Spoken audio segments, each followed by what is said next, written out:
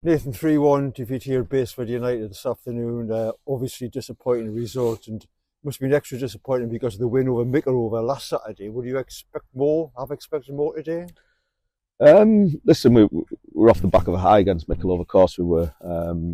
We prepared and we came into this game confident. We're looking to obviously come here and get a positive result. As it's turned out, obviously it wasn't the result that we wanted. We've lost the game, but I think we've come up against a much improved Basford team. They've made 4 or 5 signings this week. They've got a new manager. They've got the bounce. You could see they had that in their game. But I think in large periods of the game we were very good. We've created chances, especially in the first half. Some lifeline defending from them, and they've stayed in the game. And this is the Northern Premier League. It's a tough place at times, and today we've experienced that.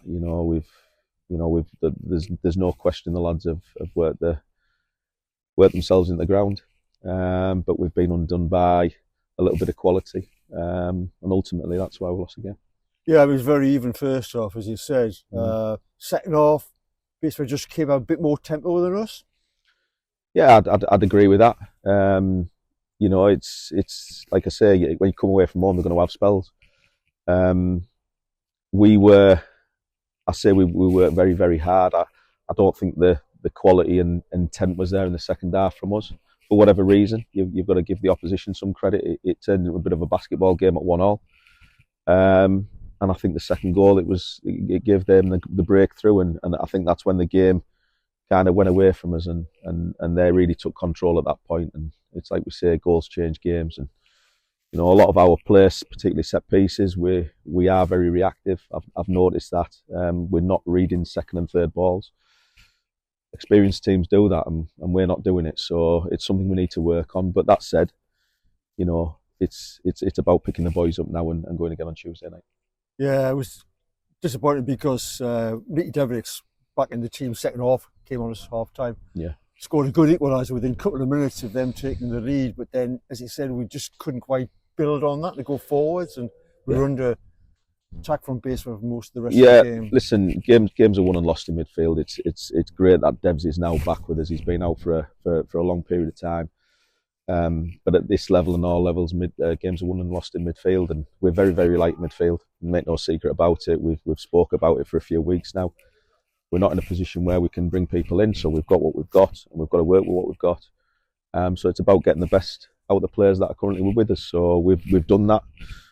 It's a little bit square pegs in round holes a little bit at times, and you can see that through the game because we've not got any experienced out and out midfielders or enough numbers in midfield. But like I say, the lads are doing the best, and that's all we can ask for. Sure. I think that point you make is, I would agree with personally, that they seemed to win the middle of midfield quite easily in the second half, and then took the game to the line. We couldn't stem it at that point. No, there was periods in the first half where we could see their dangers, and we weren't really dealing with it, if you like. But they didn't really exploit us that much in the first half. But as ever, when games open up and you've got tired legs and tired minds, that's when good players can exploit you, and they've got an experienced midfield, and that's what they did. Yeah, it's clearly been a difficult week off the pitch for the club, and that they've got through to the players quite obviously. But in that respect, they did do very well. Actually, they seemed very focused, at least through the majority of the game. Yeah, but listen, we've got to crack on with it. One of my mantras is there's never any excuses, and we won't make any excuses. It's been challenging, it's been tough this week, of course it has. I think it's, everybody knows that. But when we cross the white line and we get onto the football pitch, that's our bubble. That's when we can forget about everything, all the outside noise, and we can crack on and play football. And that's what we've tried to do today. Ultimately, we've come up a little bit short. Thank you, Nathan.